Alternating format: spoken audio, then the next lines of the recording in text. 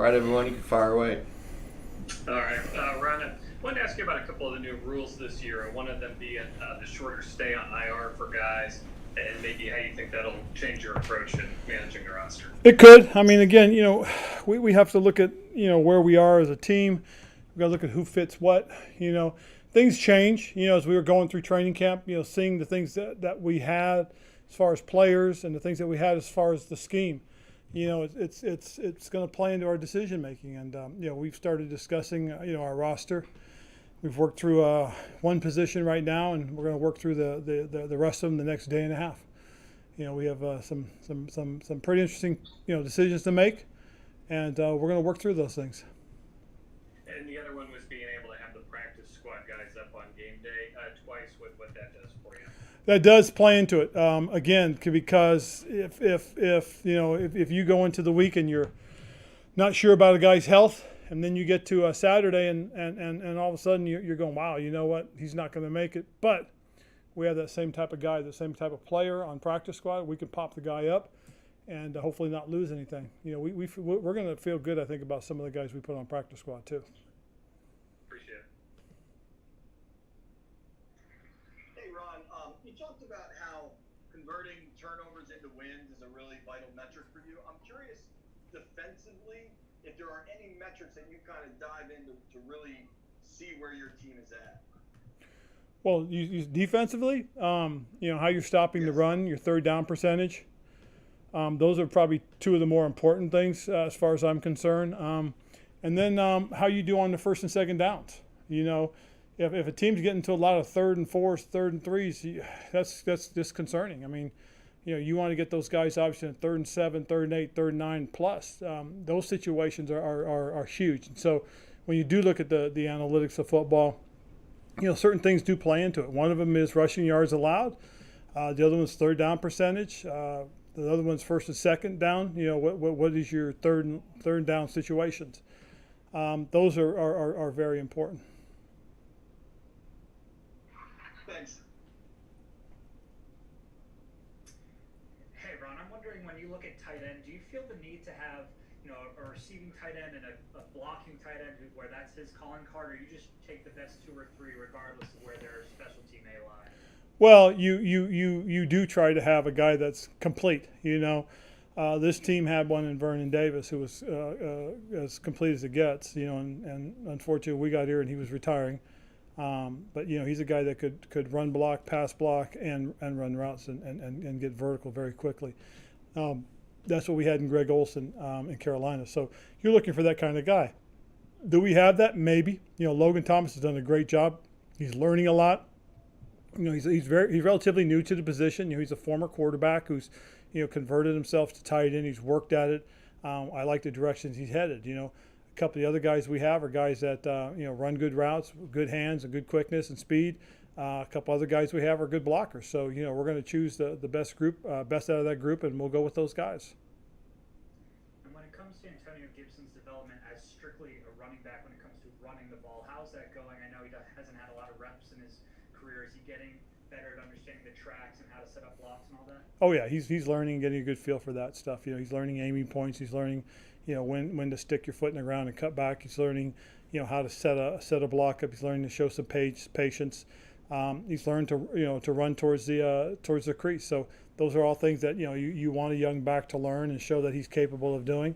Remember, this is a very talented, gifted young man that did a lot of different things, and we're trying to hone his skills to fit what we believe he can do. So it's been an interesting growth period, and it's been good.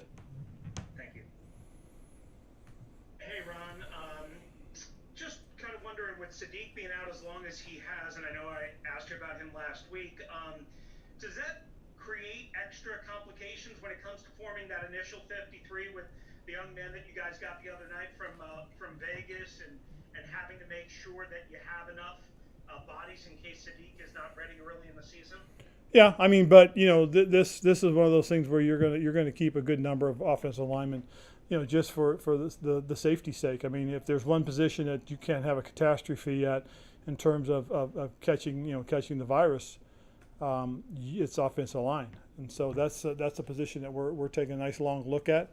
and not just on the 53, but in the practice squad as well. Thank you. Mm-hmm. Hey Ron, this might be a part of a larger conversation about what you can gain from advanced analytics, but basically from multiple metrics from a bunch of different sources, they have Sean Dion Hamilton as one of the better coverage linebackers in the NFL per snap on a per snap basis, and I'm wondering, is that the case? Is he an elite coverage linebacker, or is that off? Well, I think he's a good football player, and one thing you got to be careful about analytics. There's a little bit of a saying that's figures lie and liars figure. You can find a stat to tell you whatever you want it to tell you, and a lot of people will point to those things. The truth of the matter is you really don't know. It's like people sit there and tell you, well, you get here and 8 times out of 10 you're going to convert. Okay, great. That's a great number, 8 times out of 10. But you decide to go for it, and you just happen to be that 2 out of 10. Now what? Are you guys going to excuse me and say, hey, coach, you know what? It was in the numbers. No, you can't go by just strictly purely analytics. This game is not just by the numbers. This game is played by humans. Decisions are made by humans, and when you start going with a cold, straight up numbers, that's hard. It's like everybody sits there and goes, well, what are the analytics on a fake? When you run a fake punt, what's the analytics? When does it tell you to run a fake? Well, there really is nothing that tells you. Sometimes it's a field. The other team has got momentum back. They've closed to within 3. It's 4th and 3, and all of a sudden you call a fake on the punt and you get the first down. Everybody goes, oh, wow, what did the analytics tell you? The analytics didn't tell me anything. Okay, they had taken back the momentum. We only had a 3-point lead. We had 7 minutes left to go, and if we had punted the ball, there was a chance they could have scored. So you have to be careful when it comes to numbers. You have to really dive deep into those numbers, but you also have to pay attention to what you see and what you feel on the film and in practice. Believe me, I appreciate the numbers, I do, but I also take them with a grain of salt because, I've played this game, coached this game long enough to know that sometimes the numbers aren't always there. Just because you convert 9 times out of 10 times. But you may be going up against the defense that converts 9 times out of 10. So it's a little bit of a crapshoot. But you're talking about a good football player, a guy that we like who's done a nice job. I'm appreciative of who he is. Don't get me wrong. I'm just telling you guys, because I know some of you guys are going to come back and tell me a bunch of numbers at some point, and I just want you to understand the way I look at it, the way I understand the numbers as they are. I always take those with a grain of salt. And I wonder how have your views, I guess, obviously with numbers coming in and you sticking, or you factoring them in, but also sticking to your gut. I wonder how your views or how you've implemented them has changed throughout your career as a coach. That's a great question because one thing I do get is I do get all the analytics and I do look at all the stuff. And a lot of times the way I use it is that if it validates the way I'm thinking, man, it makes me feel even better. If it goes counter to the way I'm thinking, now I'm concerned. I mean, honestly. I really do, but I always take them with a grain of salt because everybody can tell you, well, 9 times out of 10. Well, what if you're that one time? I mean, you know what I'm saying? I mean, believe me, I've been in those situations. We went for it one time, we didn't convert, and somebody said, well, that's all right, coach. It was in the numbers. I said, no, it's not. We lost. So how can you tell me that? You follow me? I mean, I've had conversations with those guys that come and they do the analytics for you, and they sit there and they break it down every week, and they tell you, well, coach, you made the right decision. That did I really? We lost. What if I kicked that field goal instead of going for it on 4th down? You follow me? Sometimes 3 is better than none. So you have to be very careful with that stuff. Thank you. All righty. Hey, Ron, 8 out of 10 coaches answer this next question one way, so I'm curious if you agree with them. This JP. I am curious, when you look at, because of flexibility with the practice squad this year, does that impact who you might keep on the active roster? Can you keep a guy on the active roster maybe you wouldn't have because you have some flexibility also over here? Maybe. Can you elaborate? Oh, no, I loved your question. No, you really will. I mean, there's a lot of things that are going to impact the decisions. We've started talking about this, and like I said, we've gotten through one group. I mean, that's how much we've had to think about it. And we sit there and go, well, okay, if we put this guy here, well, what about that guy? Well, if we take that guy for practice squad, can he be a pop-up? Well, we can pop him up 3 times, but on that 3rd time we got to sign him. So those things do play into what you're thinking. You might, and there's going to be even a guy or two that you sit there and say, God, we can't expose this guy. But you know what? That guy, we can put him over here. I don't think anybody will take him. And if we can get him on practice squad, we have a pop-up. So those things are playing into our decision making. And it's all been part of the discussion. Like I said, we started having discussions yesterday. In my mind, we're through one group right now. And we're going to start talking about all the other groups, very shortly, because we've got, a day and a half really to get ourselves prepared for Saturday. We feel fairly confident right now. But we still have to go through these conversations and these discussions. Is it harder this year because of the lack of preseason games? Yes. Is there more discussion on guys? Absolutely, it's been harder.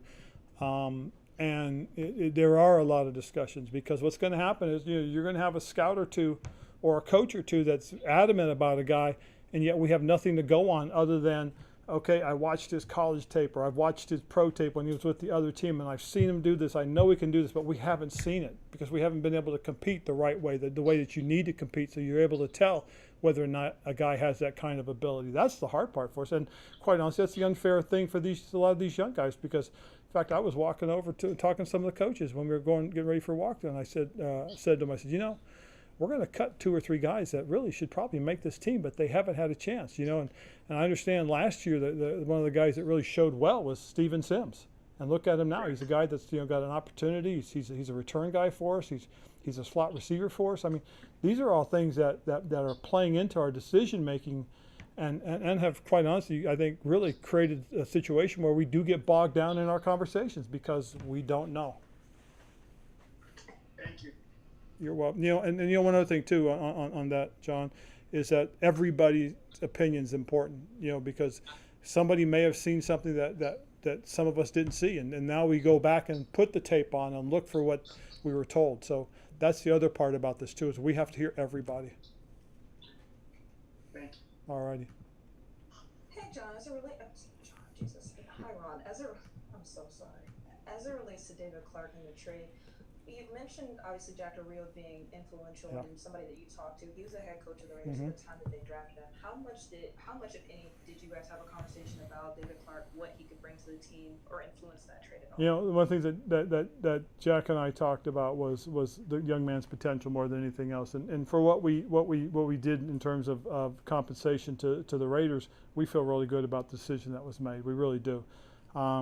He's a young guy that potential is a big word for him, but it's also a nasty word in the NFL, because the guy only gets so much opportunities and so much time when you talk about potential. But having said that, there is some good tape on the guy. The scouts had good things to say about his athleticism and ability. Now it's if we can get it out of him. And I think for the price that we paid, this, I really believe is worth it. This is one of those things that we really need to take a look at. Take 3 more. Thank you, Ron. Thank you. Ron, what's your level of concern with Kendall Fuller's situation, and could it impact your decision with the roster? My concern, I mean, it's no different than anybody else. We'll see how it goes. And when we come to, I believe it's Tuesday. Is it Tuesday we got to give our first medical report on players? Yeah. So Tuesday I'll be able to answer that question better. Thank you. You're welcome.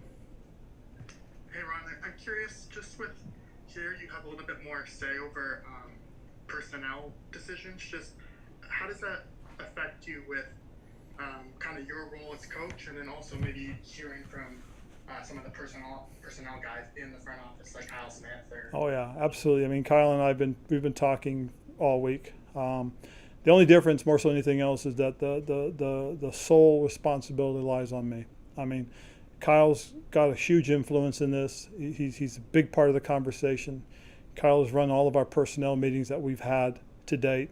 And so at the end of the day, when the decision is going to be made, Kyle and I are going to work it out and come to a conclusion as we go forward. But, as it appears on paper, that's my responsibility.